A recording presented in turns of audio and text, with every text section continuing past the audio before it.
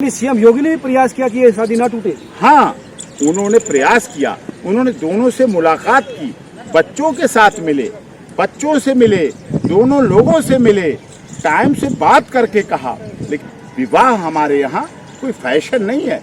ये live in में नहीं थे कि बिन फेरे हम तेरे, जब तक तुम मेरे तब तक हम तेरे, जब तुम नहीं मेरे तो हम भी नहीं तेरे। ये बिन फेरे हम तेरे।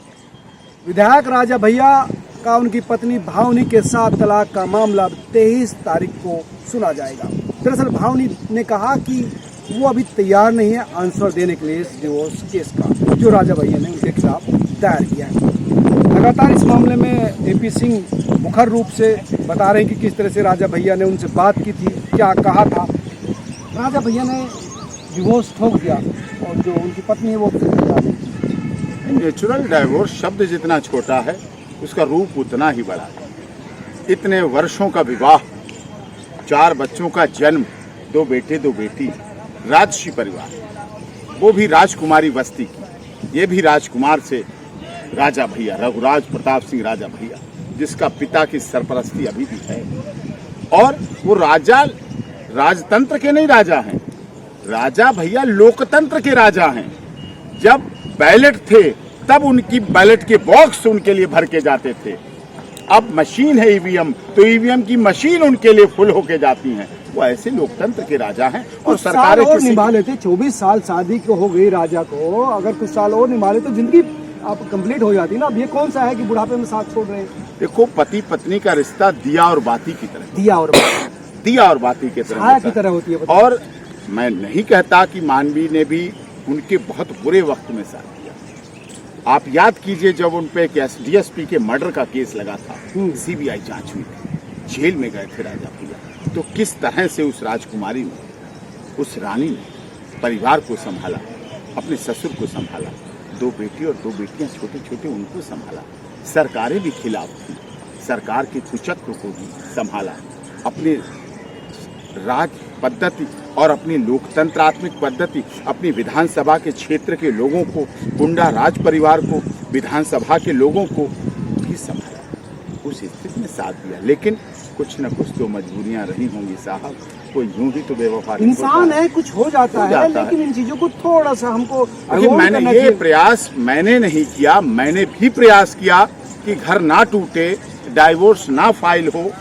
ये प्रयास अखिल भारतीय क्षत्रिय महासभा के विभिन्न संगठनों ने किया, विभिन्न सेनाओं ने किया, क्योंकि राजा भैया कई महासभाओं, कई राजपूत सेनाओं, कई सामाजिक संगठनों के प्रणेता हैं, संरक्षक हैं, उनके सुख दुख में साथ देते हैं, राजपूत समाज के आइकॉन हैं।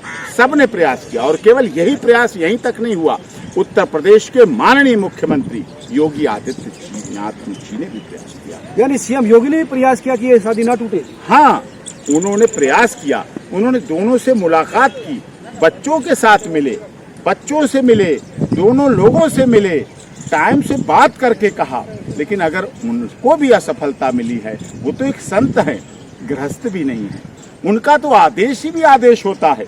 लेकिन शायद उन्हें भी लगा होगा कि इस मामले में हम कोई आदेश नहीं दें, उन्हें कुछ परिस्थितियां नहीं होंगी। उनको भी लगा होगा कोई ऐसी समस्या भी अंदर की हो सकती है, कोई ऐसी इंटरनल बातें भी हो सकती हैं वैवाहिक जीवन में, जो जिसकी वजह से लगा। राजा भैया में भी कोई कमी नहीं हो सकती है, सामाजिक है, राजनीतिक हैं, लोगों के दिलों में धड़कने का काम करते हैं। और उनकी रानी साहिबा ने भी उनके साथ कदम से कदम मिला के काम किया है, कंधे से कंधा मिलाया है उनके साथ, पूरे जीवन में इतना साथ दिया है।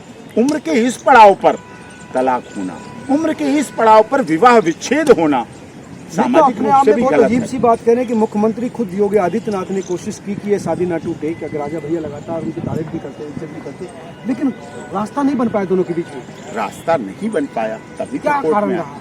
अब कारण तो उनके अंदर की बात है। विवाह हमारे यहाँ कोई फैशन नहीं है। ये लिव इन में नहीं थे कि बिन फेरे हम तेरे, जब तक तुम मेरे तब तक हम तेरे, जब तुम नहीं मेरे तो हम भी नहीं तेरे। ये बिन फेरे हम तेरे का रिश्ता नहीं था, ये वैवाहिक संबंध था। वैवाहिक संबंध में कोई बहुत बड़ी बातें रही होंगी, जो दोनों के अंदर की बातें हैं, बाहर नहीं आ पा रही हैं। दोनों समझदार हैं, दोनों वेल एजुकेटेड हैं, दोनों बुद्धिजीवी हैं, दोनों सामाजिक व्यक्ति हैं, दोनों सांस्कृतिक व्यक्ति हैं, दोनों में एक संस्कृति भरी हुई कहीं है। ऐसा तो नहीं राजा रंगीन मिजाज होते हैं कि राजा भैया का कहीं ऐसा अरे तो साहब, नहीं? ऐसे किसी पर आरोप की क्या मतलब होता है? आप किसी पर आरोप लगाएं कोई रंगीन मिजाज, ये क्या मतलब हुआ? ऐसा नहीं है। नहीं, एक पक्ष जनरली तलाक का ये बनता है सर, आरोप नहीं लगा रहा हूँ, ये सवाल है। नहीं, ऐसा ये आरोप तो नहीं है, ऐसा नहीं है। मैं तो इसे आरोप समझ रहा हूँ, ऐसा नहीं है। वो ऐसे व्यक्ति नहीं थे। अब क्या रंगीनियत होगी? जब जमाना था उनका रंगीनियत का था, तब तो रंगीनियत नहीं की। 24 साल विवाह के और उससे पहले अनमैरिड के, वो समय रंगीनियत का था, तब तो उन्होंने रंगीनियत नहीं दिखाई। अब जब कोई उम्र के पड़ाव पर है, राजनीति के चरम पर है, बात का है जो बात कर रहे हैं कि 24 साल विवाह के बाद अब ये रिश्ता टूटना और वो आरोप नहीं सामने आना है जिसको लेकर इतना पुराना संबंध, इतना महत्वपूर्ण संबंध टूटना, क्योंकि भाई को लेकर ये मामला सामने आया था कि भाई के बचाव में राजा भैया आए थे। तो भाई का साथ तो देना चाहिए। देखिए, माता पिता, है दुनिया में क्या कहा जाता है? माँ बाप और भाई और जवानी, ये एक बार मिलती है। माँ बाप और भाई नहीं बदले जाते हैं, तो फिर पत्नियां तो बदल दी जाती हैं। ये कौन सी बात है? ये कहा गया, मैं नहीं कह रहा। दोनों को ये तो साथ मैं लेकर पढ़ नहीं रहा चल हूं। सकते। चल सकते हैं, चलने का प्रयास किया, लेकिन अगर कोई भाई की तुलना पर पत्नी कहती है कि इसे छोड़ दो और मुझे रखो, फिर तो भाई को रास्ता चुनना अगर पड़ता कोई है। गलती फिर तो भाई को रास्ता, फिर तो उस भाई को रास्ता चुनना पड़ता है कि किसे चुने या किसे छोड़े। ये तो सोचना पड़ेगा। ऐसा नहीं, भाई और माता पिता की तुलना किसी पत्नी को नहीं करनी चाहिए। पत्नी को पत्नी रहना चाहिए, धर्म पत्नी रहना चाहिए, सहअंगिनी रहना चाहिए, शरीके हयात रहना चाहिए। उर्दू में शरीके हयात कहा जाता है। शरीके हयात मतलब जन्नत की भी शरीके हयात। हयात क्या? जन्नत, स्वर्ग, उसकी भी अर्धांगिनी होती है। शरीके हयात, वहाँ की भी सहभागिता हमारी मैथोलॉजी। देखिए, हमारे देश में विवाह एक संस्कार है, विवाह एक परंपरा है, विवाह एक रीति रिवाज है। विवाह एक हिंदू मैथोलॉजी हो, मुस्लिम मैथोलॉजी हो, क्रिश्चियन मैथोलॉजी हो या सिख मैथोलॉजी हो, सभी में बड़ी परंपरा है। बहुत धार्मिक कार्य है ये कोई सांसारिक सुख भोग के लिए नहीं है। ये बहुत महत्वपूर्ण है। बल्कि ये तो हिंदू मैथोलॉजी में ये तो आपका कर्तव्य है। आज अगर हम कोई वैदिक कार्य से हवन करते हैं, पूजा पाठ करते हैं, तो उसमें पत्नी होनी चाहिए, उसका गठबंधन होना चाहिए साथ में। हर पूजा तभी पूर्ण होती है, पत्नी साथ होनी चाहिए। लेकिन पत्नी को भी देखना चाहिए, पत्नी को भी देखना चाहिए अपने प्यार के दम पर, पत्नी के दम पर होने की वजह से कहीं आप बीच में दो रिश्तों के बीच में दरार तो नहीं लगी। खून के रिश्तों को तो नहीं खून के रिश्तों को तो नहीं तोड़ रही। खून के रिश्तों को कभी तोड़ने का प्रयास पत्नी को नहीं चाहिए। तोड़ दो तुम बीच की दीवार को, तोड़ दो तुम बीच की दीवार को, देखना आंगन तुम्हारा 2 गुना हो जाएगा। एक बार बीच की दीवार को तोड़ के तो देखो, आपका आंगन 2 गुना दिखेगा, डबल हो जाएगा आंगन। तो राजा भैया को आपसे बात भी हुई है, मैं इसलिए पूछ रहा हूँ कि कोई ऐसा तो रास्ता निकालना चाहिए था। हमारे देवर भाई में कुछ मसला था तो कम से कम बैठकर दोनों को समझाना चाहिए था, रास्ता निकालना चाहिए। देखिए, मैं तो पुरुषों की लड़ाई लड़ता हूँ, मेंस राइट की लड़ाई लड़ता हूँ, पुरुष आयोग की मांग करता हूँ। आपकी नजर में महिलाओं के राइट्स की लड़ाई? महिला आयोग है ना, इतने साल से, आजादी के समय से महिला आयोग है ना, महिला मंत्रालय है, महिला हेल्पलाइन है, महिला हेल्प डेस्क है, महिला स्पेशल कोर्ट है, महिला थाना है, महिला के लिए सब कुछ है। अरे पुरुष के लिए आयोग बनाइए ना, पुरुष के लिए हेल्पलाइन बनाइए ना, पुरुष के लिए हेल्प डेस्क बनाइए। महिला मंत्रालय है, महिला मंत्रालय है, महिला मंत्रालय है कि नहीं है?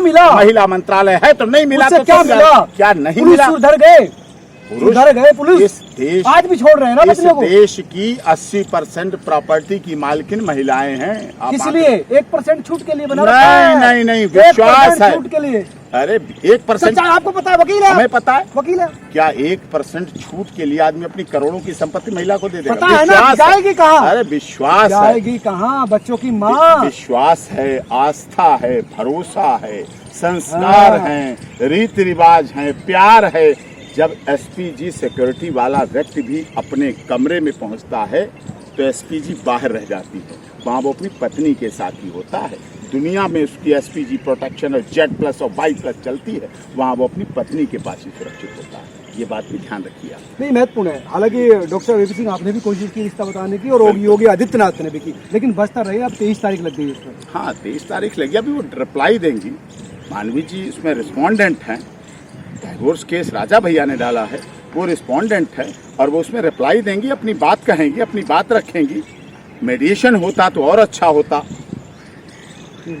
मेडिएशन होता। पारिवारिक जो कोर्ट में गया था ये मामला पहले, उसके बाद ही फिर साकेत में आया। हाँ, तभी तो वो वहाँ पहुँचा है, लेकिन होना चाहिए था। अब क्या कह सकते हैं, कुछ ना कुछ तो बात जरूर ऐसी रही होगी जिसकी वजह से राजा भैया जैसे, अब आपने देखा इस पुरुष कानून की नहीं होने की वजह से आईएएस पीड़ित हैं, आईपीएस पीड़ित हैं, न्यायाधीश आत्महत्या करते हैं, सांसद आत्महत्या करते हैं, विधायक आत्महत्या करते हैं, आर्मी के थल सेना, जल सेना, वायु सेना के अधिकारी आत्महत्या करते हैं, पत्रकार आत्महत्या करते हैं, वकील आत्महत्या करते हैं, व्यापारी आत्महत्या करते हैं, और अब एक नया नाम जुड़ गया, राजा साहब भी डाइवोर्स के लिए कोर्ट में आते हैं। विषय तो ये भी महत्वपूर्ण, विषय सारे महत्वपूर्ण है, लेकिन इसकी वजह से महिला भी सुसाइड करती है, महिलाओं की भी कत्ल कर दी जाती है। विषय महिला, अरे फिर तो पुरुषों की भी हत्या होती है। क्या ये सत्य नहीं है? नारायण दत्त तिवारी के जैविक पुत्र जिसने अधिकार लेके हाई कोर्ट में, दिल्ली हाई कोर्ट में लड़ाई लड़के अपने पिता का हक मांगा था, उसकी हत्या कर दी गई। मैं शादी में गया था, आप गए थे ना शादी में, उसकी हत्या कर दी गई। एक महिला ने हत्या की। कितनी महिलाएं अपने पतियों की हत्या करके उसी बेड में, नीचे बेड पे डेड बॉडी दबा के ऊपर लेट के रात बिता देती हैं। क्या बात आप कर रहे हैं? पुरुष अपनी पत्नियों की हत्या कर देते हैं, प्रेमिकाओं की हत्या कर देते हैं। विषय ये नहीं है, विषय ये है कि एक दूसरे की इज्जत कब करें। आपने कवर किया था उत्तराखंड का, आपने कवर किया था, आपने श्रद्धा वाकर मर्डर बहुत आपने कवर किया था, ग्राउंड जीरो से वो केस भी है।